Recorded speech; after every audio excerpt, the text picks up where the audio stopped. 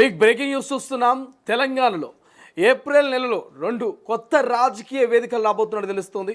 So ఆ రాజకీయ వేదికలకు సంబంధించి ఇప్పటికే మీకు ఒక ఇండికేషన్ వచ్చిండొచ్చు. ఇప్పటికే కల్వకుంట్ల కవిత సో జాగృతిని పార్టీగా మార్చబోతున్నది. సో అది ఏప్రిల్లోనే ఉండబోతున్నట్టు తెలుస్తుంది.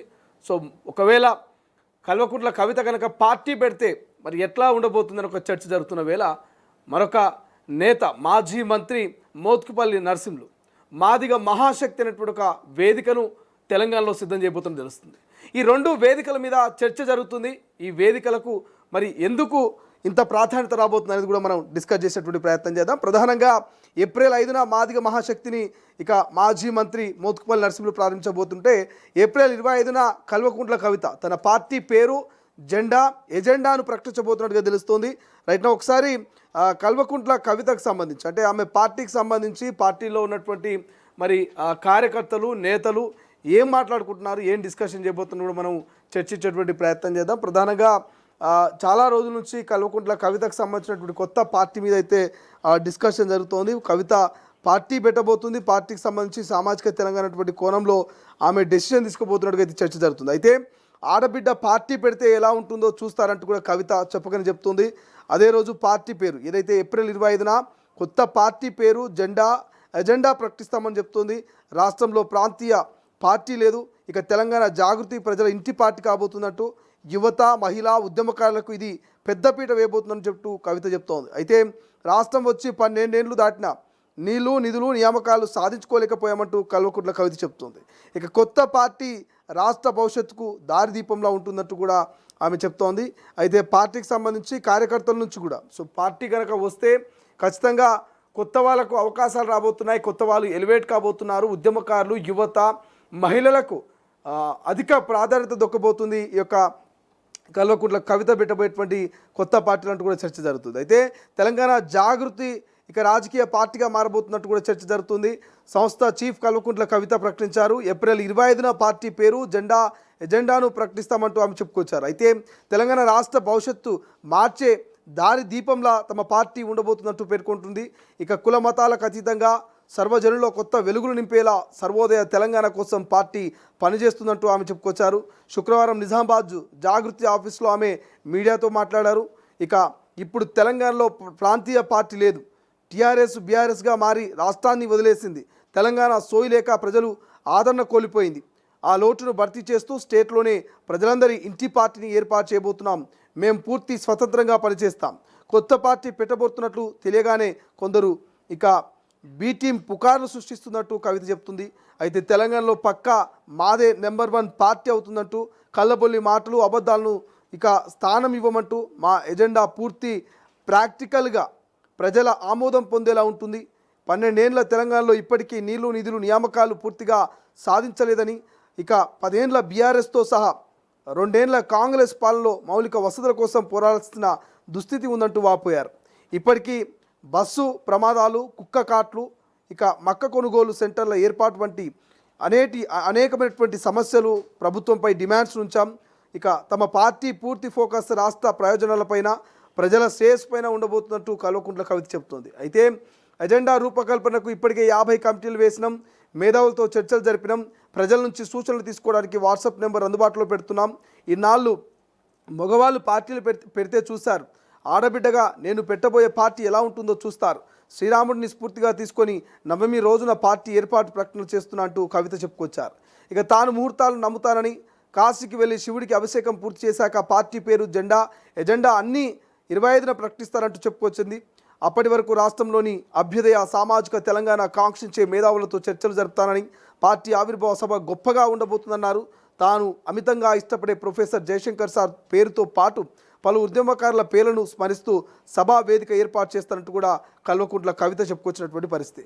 బట్ ఏదేమైనప్పటికీ జాగృతి నేతల్లో మాత్రం కొంత జోష్ కనిపిస్తుంది.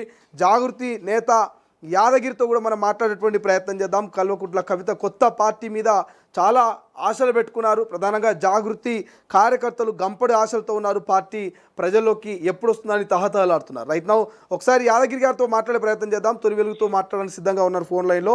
సో యాదగిరి గారు, ప్రధానంగా జాగృతిపై చర్చ జరుగుతుంది జనంలో.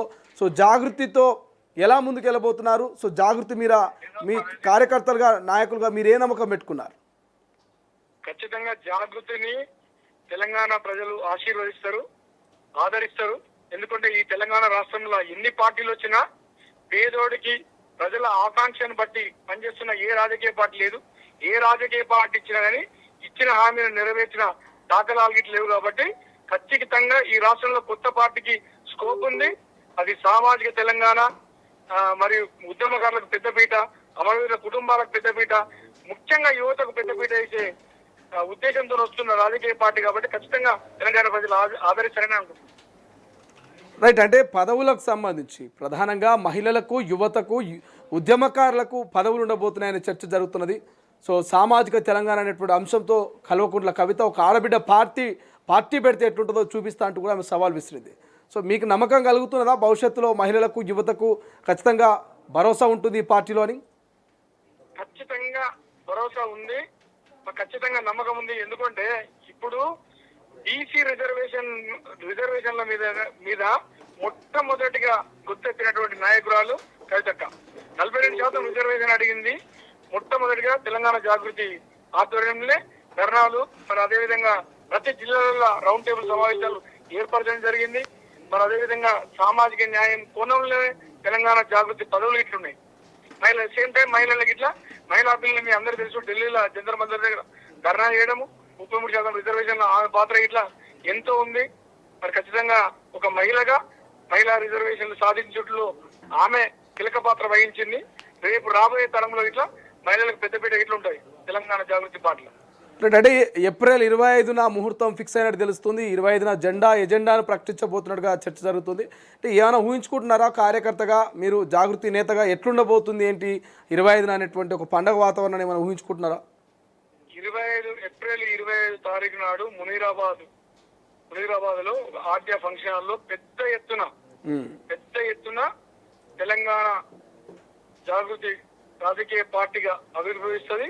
కవితక్క అధ్యక్షురాలిగా మరొక కొత్త పార్టీ రాష్ట్రంలో ఇంట్రొడ్యూస్ కాబోతుంది. ఆ రోజు పెద్ద ఎత్తున భారీ సంఖ్యలో కార్యకర్తలు, నాయకులు ఇట్లా భారీ సంఖ్యలో హాజరవుతారు. రైట్. థ్యాంక్ యూ అండి. Thank you for updates. ఇది ఓవరాల్గా కల్వకుంట్ల కవిత పార్టీ మీద కార్యకర్తలు, నాయకులు బాగానే నమ్మకం పెట్టుకోవడం తెలుస్తోంది. కవితక్క పార్టీతో మా భవిష్యత్తు మారబోతుంది. సో ఖచ్చితంగా పార్టీ ఏప్రిల్ 25న ఆవిర్భవించబోతుంది. ఆవిర్భవించకు సంబంధించినటువంటి వేడుకలు సంబంధించినటువంటి వ్యూహాలు ఇప్పటికే సిద్ధం చేస్తుంది. వేదికకు సంబంధించినటువంటి అన్ని రకాల ఏర్పాట్లను కూడా సిద్ధంగా ఉంచబోతున్నారంటూ కూడా చెప్తా ఉన్నది ఏదైతే జాగృతికి సంబంధించినటువంటి నేతలు, కార్యకర్తలు అయితే తమ అభిప్రాయాలు వ్యక్తం చేస్తున్నటువంటి పరిస్థితి. మరోవైపు సో ఏదైతే మోత్కుపల్లి నరసింహులు, మాజీ మంత్రి మోత్కుపల్లి నరసింహులు కూడా చాలా కాలం నుంచి కాంగ్రెస్ పార్టీలో ఆయన ప్రభుత్వాన్ని విమర్శిస్తూ ఉన్నారు, సొంత పార్టీని విమర్శిస్తున్నటువంటి పరిస్థితి మనకు కనిపిస్తుంది. ప్రధానంగా గతంలో ఎంపీ ఎన్నికల్లో కూడా మాదిగలకు అన్యాయం జరుగుతుంది, మాదిగలకు టికెట్లు కేటాయించలేకపోతున్నారు, మా వాటా మాకు కావాలంటూ కూడా గతంలో తన గలాన్ని విప్పారు మోత్కుపల్లి నరసింహులు. సో కొత్తగా మాదిగల మహాశక్తి అనేటువంటి ఒక వేదికను సిద్ధం చేయబోతున్నట్టు తెలుస్తుంది. సో ఏప్రిల్ 5వ తారీఖున ఈ మాదిగల మహాశక్తికి సంబంధించినటువంటి జెండాను ఆవిష్కరించబోతున్నట్టు తెలుస్తుంది. ఆ మాదిగ మహాశక్తికి సంబంధించినటువంటి అజెండాను కూడా మరి సోమాజిగూడ ప్రెస్ క్లబ్ వేదికగా ప్రకటించబోతున్నట్టుగా కొంత సమాచారం అయితే అందుతోంది. బట్ ఏదేమైనా ఈ రెండు వేదికలు ఎట్లా ఉండబోతున్నాయి అంటే ప్రధానంగా కల్వకుంట్ల కవిత పార్టీని పెట్టబోతున్నట్టు తెలుస్తుంది. బట్ మోత్కుపల్లి నరసింహులకు సంబంధించి కూడా మరి మాదిగ మహాశక్తి అనేటువంటి ఒక ట్యాగ్ లైన్తో ఒక వేదికని ఏర్పాటు చేసి ఏం చేయబోతున్నారంటే ప్రధానంగా మాదిగలు మన వాళ్ళకే ఓట్లేయాలన్న ఒక నినాదాన్ని కూడా గతంలో ఆయన మాట్లాడినటువంటి పరిస్థితి మనం చూసాం. సో మోత్కుపల్లి లైన్ ఎట్లుండబోతున్నది, ఆయన వేదిక ఏంటి, ఆయన ఎజెండా ఏందని ఒక చర్చ కూడా జరుగుతూ ఉంది. ఎందుకు ఈ టైంలో మోత్కుపల్లి నరసింహులు మాదిగ మహాశక్తి అనేటువంటి అంశాన్ని తెర మీదకి తీసుకొచ్చారనేటువంటి ఒక చర్చ కూడా జరుగుతూ ఉంది. కాబట్టి బట్ ఏదేమైనా తెలంగాణలో ఏప్రిల్ నెలలో మాత్రం 2 వేదికలు అయితే చాలా సిద్ధంగా కాబోతున్నట్టు తెలుస్తుంది. సో వాటి మీద చర్చ జరుగుతుంది. కాబట్టి ఈ వేదికల ప్రభావం తెలంగాణ రాష్ట్ర రాజకీయాల మీద, తెలంగాణ రాష్ట్రంలో ఉన్నటువంటి పార్టీల మీద ఎంతవరకు ప్రభావం చూపించబోతుంది అనేది భవిష్యత్తులో చూడాల్సిన అవసరం ఉంది. అసలైన తొలి వెలుగు. ఫాలో వాట్సాప్ @తొలి వెలుగు official.